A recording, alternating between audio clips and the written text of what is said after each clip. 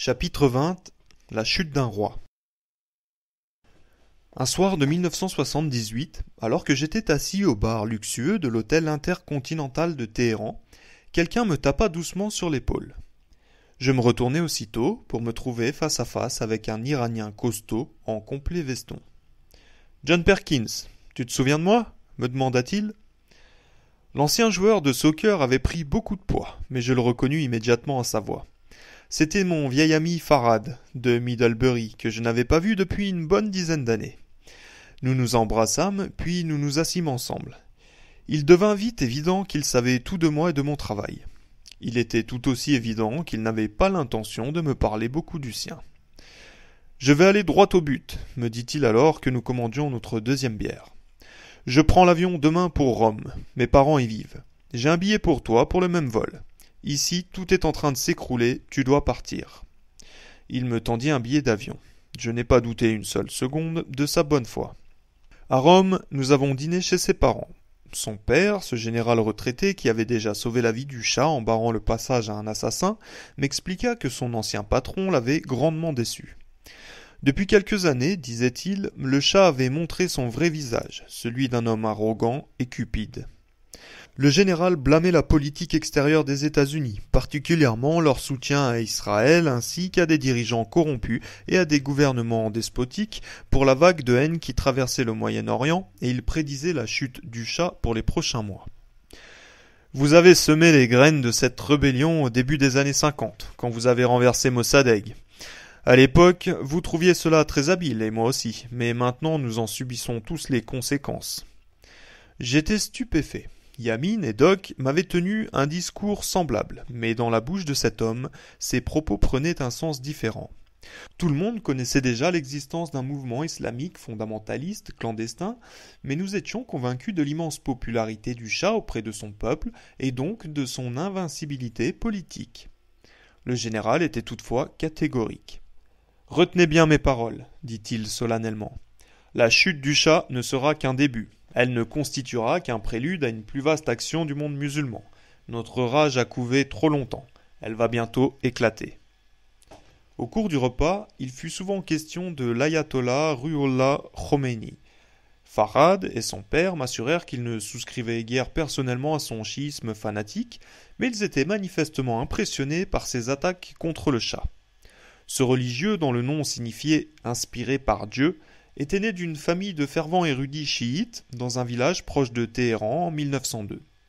Khomeini n'avait pas voulu s'impliquer dans la lutte du début des années 50 entre Mossadegh et le Shah, mais il s'était ouvertement opposé au Shah en 1960, le critiquant si sévèrement qu'il avait été déporté en Turquie, puis dans la ville sainte de Nadjaf, en Irak, où il était devenu le leader reconnu de l'opposition. Il envoyait des lettres, des articles et des messages enregistrés, exhortant les Iraniens à se soulever, à renverser le Shah et à créer un État religieux. 2 jours après ce dîner chez les parents de Farhad, il se produisit des attentats à la bombe et des émeutes en Iran. L'ayatollah Khomeini et les mollahs avaient lancé l'offensive qui les mènerait bientôt au pouvoir. À partir de ce moment, les événements se précipitèrent. La rage dont m'avait parlé le père de Farhad explosa en un violent soulèvement islamique. Le Shah s'enfuit en Égypte en janvier 1979, puis souffrant d'un cancer, il s'en alla dans un hôpital de New York. Les partisans de l'ayatollah Khomeini demandèrent son retour. En novembre 1979, un groupe de militants islamiques s'empara de l'ambassade des États-Unis à Téhéran et détint en otage 52 Américains durant 444 jours. Le président Carter tenta de négocier leur libération, mais en vain. Il autorisa alors une opération de sauvetage, qui eut lieu en avril 1980. Ce fut un désastre qui entraîna sa défaite aux élections suivantes. Les énormes pressions exercées par des organismes politiques et commerciaux américains forcèrent le Shah malade à quitter les États-Unis.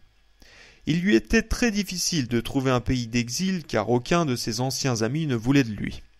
Cependant, le général Torrijos, avec sa compassion coutumière, lui offrit l'asile au Panama, malgré son aversion personnelle pour ses politiques. Le Shah fut accueilli dans le même lieu où avait été négocié le nouveau traité du canal de Panama quelque temps auparavant. Les mollahs demandèrent son retour en Iran en échange de la libération des otages américains. À Washington, ceux qui s'étaient opposés au traité du canal de Panama accusèrent Torrijos de corruption et de collusion avec le Shah et prétendaient qu'il mettait en danger la vie des citoyens américains. Ils demandèrent aussi qu'on livre le Shah à l'ayatollah Khomeini. Pourtant, à peine quelques semaines plus tôt, plusieurs d'entre eux s'étaient fait les plus ardents défenseurs du Shah. Le roi des rois, déchu, finit par retourner en Égypte, où il mourut du cancer. La prédiction de Doc se réalisa. Maine perdit des millions de dollars en Iran, tout comme plusieurs de nos compétiteurs.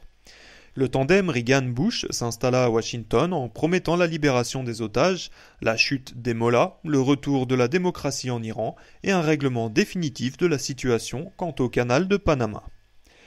Pour moi, les leçons à tirer des événements étaient irréfutables. Le sort de l'Iran démontrait hors de tout doute que les États-Unis œuvraient à la négociation de notre véritable rôle dans le monde. Il était incompréhensible que nous ayons été si mal informés sur le Shah et sur la vague de haine qui submergea son régime. Même nous qui travaillons pour des compagnies comme Maine, lesquelles avaient des bureaux et du personnel dans le pays, nous ne savions pas. J'étais certain que la NSA et la CIA avaient prévu ce qui était déjà évident pour Torrijos en 1972 lors de notre rencontre, mais que nos propres services de renseignement nous avaient tous incités intentionnellement à fermer les yeux.